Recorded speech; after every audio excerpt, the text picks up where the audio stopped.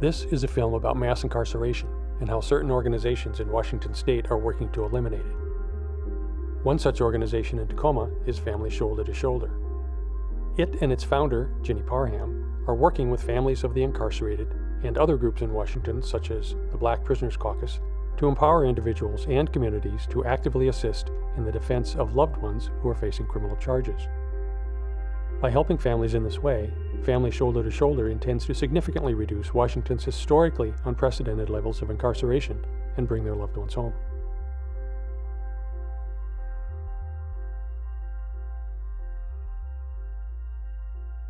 Tell you a story. One time I told him he had to go to school, and he argued with me.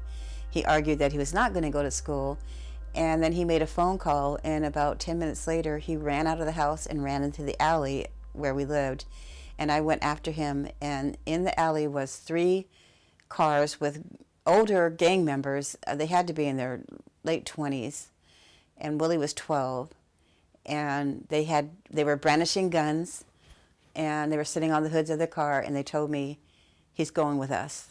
The kids was raising kids, so what ended up happening is it was kids running around naive, reckless, and just doing stupid things because they had no guidance. They had no role models. They had no one telling them what was right and what was wrong. They said, we're taking him, and there's nothing you can do about it. So Willie was 12 years old when he got abducted into the gangs, and he lived a gang life from 12 to 17. At 17 is when he committed the crime. Mass incarceration is a term that's used to describe the unprecedented scale of incarceration in the United States and its consequences for individuals, for families, and for communities, particularly communities of color.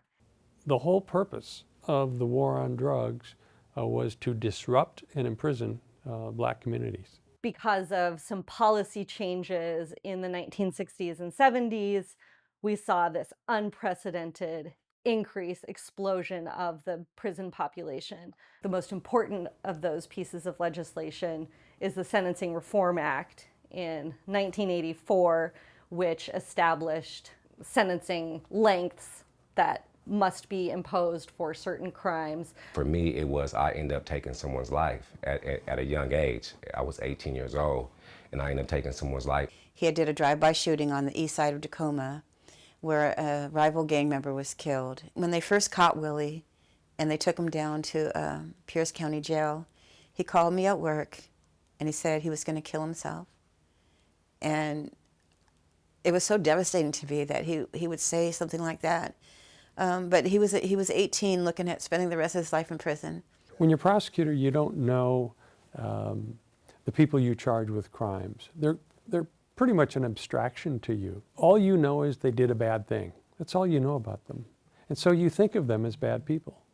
It was myself and other teenagers ranging from the age 12 to 17 years old. So a 12-year-old, a 13-year-old, 14-year-old, a 15-year-old, 17-year-old. My best friend at the time, her mother, recruited us teenagers to kill her live-in boss. I still didn't really understand the magnitude of what I was facing. You know, during the crime, I left. I sat outside the window with my book bags, with my coloring crayons, crying because I knew what I saw was horrific. That was happening. I was scared. I panicked. The system is like a giant machine that goes slowly, slowly, but it doesn't stop. And it keeps coming, and it keeps coming. And people don't realize that at first. I get arrested and get booked in into the juvenile jail. And that same night, my grandmother and my aunt came to visit me. I remember I felt shame and embarrassment, and I was like, please just can we just handle this ourselves? It's not going to stop. You don't get to just go tell your story and people go, oh, you know, I guess you're innocent. It's much more complicated and it's much more oppressive than that. You know, I'm pleading with them. I'm not an evil person. Willie was the only one that decided to go exercise his right to a jury trial. And in doing that, they stacked charges on him, and he ended up with 96 years.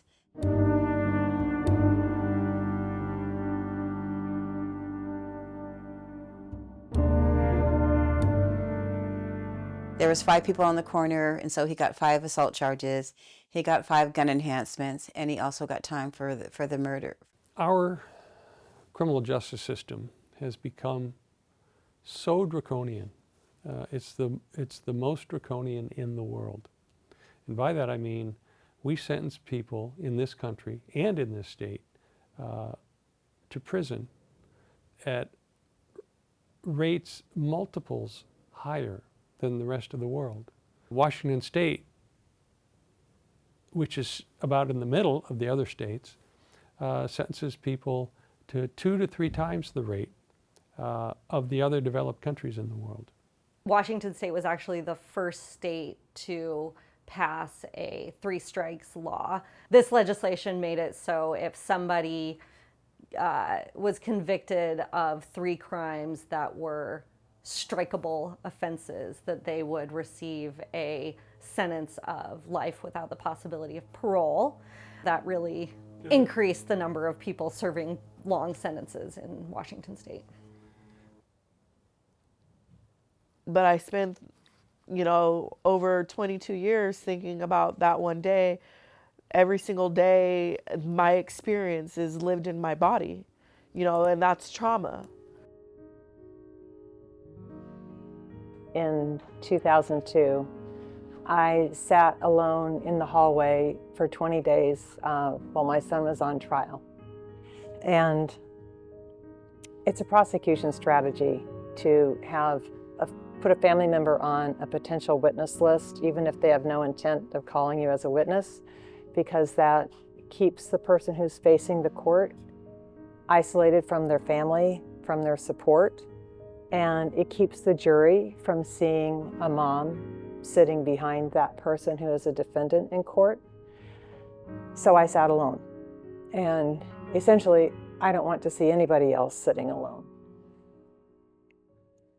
In America, you otherize people, and it makes it easier to be cruel to them. It makes it easier to throw them away and not care about them anymore. And so that's another major reason that sentences have gotten so long. I'll never forget when the judge said in his ruling to decide that he was going to try me as an adult, that he didn't know if I was even redeemable, that he didn't believe that I could be rehabilitated. And I'll never forget that.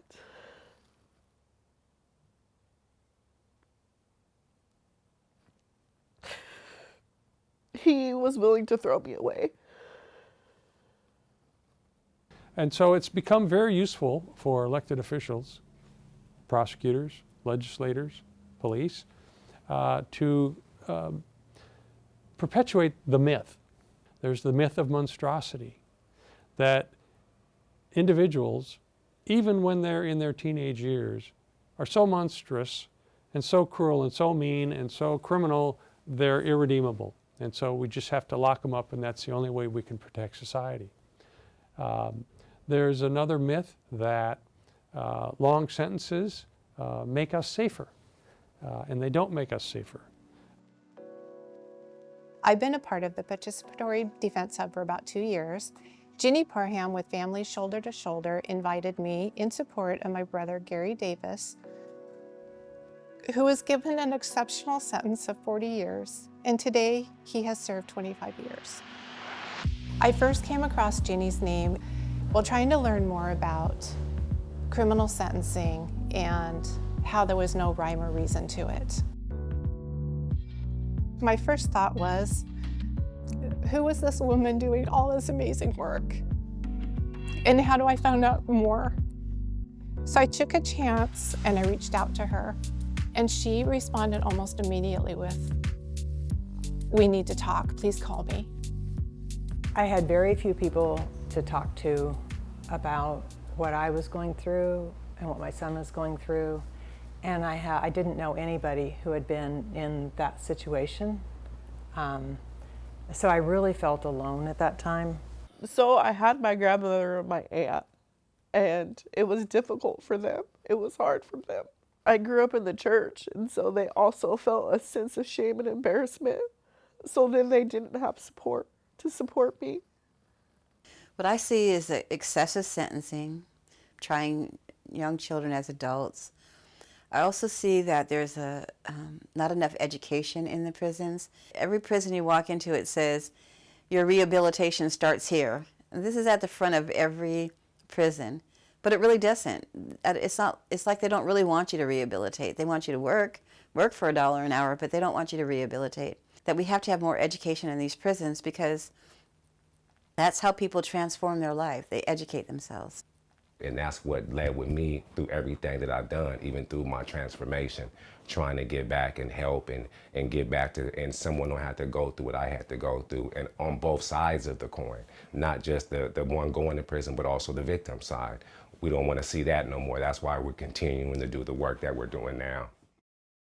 You know, it is true that the leading causes of criminal activity are trauma and poverty, and the people that are incarcerated, a large proportion of them have been victims themselves. Focusing efforts on prevention and social support and welfare are much more important than keeping people locked away for decades. There are many, many studies going back 10 years or longer showing that long sentences do not protect society. They disrupt communities. They make it much more difficult for the person to reintegrate into society because they've been in prison so long. Age is the #1 factor in desistance from crime. As people age, they are not involved in illegal activities at the rate that they are when they're younger. Because they get tired. I've seen it in a lot of people that do 20 years or more. That's what I think. They just get tired of doing time. It's like aging out. Most people who were convicted of violent crimes have gotten it together after about 10 years. Some sooner, some a little bit longer, but most get it together and rehabilitate themselves after about 10 years. So we don't need these longer sentences for rehabilitation. In response to mass incarceration, there's a movement that's multifaceted to try to reduce the harm. One is to provide support to people who are being sentenced or being resentenced. Ginny Parham's group, Family Shoulder to Shoulder, fits into that aspect of the movement, and she's been very successful. When I was a lawyer and I would represent people and attend sentencing, so often there was no one there for them. One of the things that having family support and community support does at sentencing is it helps destroy the myth of monstrosity. The myth that got started in the 80s and the 90s, that these are isolated individuals, criminals, almost animalistic, here we are again, otherizing people, without ties to the community. And so they're just dangerous and we have to lock them up. When you bring in the family, when you bring in community support, that contradicts that myth. That shatters that myth in many cases. It shows that they are human beings, they are connected to a community, even though they did a bad thing, and they are deserving of some degree of mercy. This is going to be a different picture from when I first sat in that courtroom all by myself. So at Willie's hearing in 2018, I had 42 support letters for him. I had 16 organizations in the courtroom, and the whole courtroom was packed. The judge who was resentencing Willie, he said something that really resonated with me. He said in all his time on the bench, he had never seen that kind of court support for anybody. He then looked into the gallery and said, continue to do this. And so I looked around and I saw just everybody just packed in that room, shoulder to shoulder, families and friends. And that's when I said, I'm going to create a nonprofit. And it took a while, but I said, it's going to be called Family Shoulder to Shoulder. We're going to help families to navigate these court systems and be proactive in their own loved ones' cases. They've educated themselves. They've got an associate's degree. They are not the same person they were when they went in. This is what we want the judges to see and the Clemency Board to see, that people are redeemable. And since 2019, we've helped 115 families. We've written over 670 support letters. We've gone to 45 clemency hearings and 67 resentencing hearings. In 2022, we got 386 years of incarcerated time back. And in 2023, we got 352 years of incarcerated time back.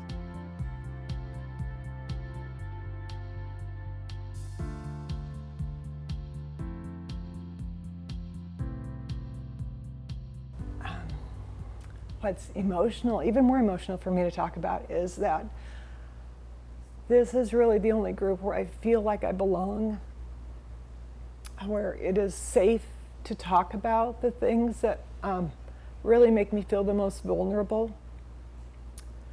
And I can't overstate that. I can't really adequately put into words what that means. I come into the room and I feel welcomed and I feel understood, and people listen without judgment, and they're there to support me. We bear just the responsibility to be there for our loved ones, and it can be mentally and physically exhausting. This group provides hope. The lived experience that everyone brings to the table is monumental. To have people walk alongside you in some of your darkest times is more than I can ever say. You can't get that from going into the courthouse, going into a prosecutor's office, or going into a defense attorney's office. You don't get any of that. It's really just kind of black and white, and no one is really interested or cares about the emotional part of it. Having the support is everything. It's everything. Everyone inside calls her mom, right? Because of the work she's done, and she just didn't stop. She just continued to keep working. So for me, it was a pivotal part, because it even changed my narrative on how that I was doing things inside, because I seen how she was doing things outside. So for her, she was going to legislators, she was knocking down doors, she was getting letters of support, and it just changed the movement. And then when we're going to court and getting back and getting resentenced, what the judge said and all the things, it just let us know that other people should have this help as well. It should not just be you're in the courtroom by yourself fighting for your own life in a system that we already know is we're already up against the 8 ball. So for us, it was we want to make sure we come back, we want to give help, we want to support those who can't support themselves. You know, so when we talk about shoulders to shoulder, when we talk about the Black Prisoners Caucus, when we talk about many organizations that are now mobilizing and stepping into these courtrooms to show support, we're not showing support to a complete stranger. We're showing support for our community. So just to say how important it was, she's the reason I'm here. She's most definitely part of the reason I'm sitting here today.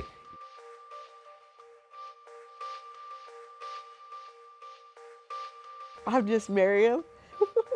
I'm a community advocate. I try to be a support. And, you know, being out here now, and I have a 6-year-old daughter, and her name is Freedom.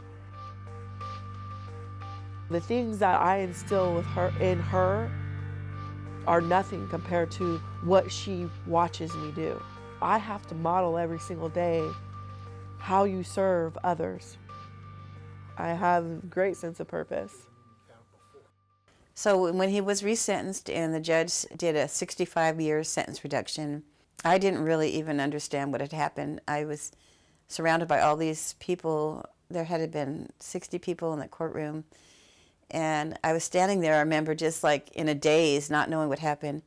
And a good friend of mine, Noreen, she walked up to me and she said, "You know what this means, don't you?" And I said, "No, I don't." She said, "This means your baby's coming home." Willie's out now. He's married. He has a little baby. I have a little grandson. He's 1 year old. Little Willie. He's so cute. Being able to get out of that mind frame and really adjust into society, it was hard, but I had loved ones. I had my wife, I had my mom, I had community to be able to help me, support me through, so to make my transition smooth. So the world is great now, right? Like I'm no longer having to talk to my loved ones behind the doors or on a phone call, or being able to have our own organization now, helping others come home. The work is amazing, family is amazing, freedom is amazing. Our work has to continue. You know, I really have a passion for reuniting families. And I feel like just because a person is missing from our community does not mean that they're forgotten. So yeah, I feel overwhelmingly proud of my son, but I also know that the work has to continue to get more sons and daughters home.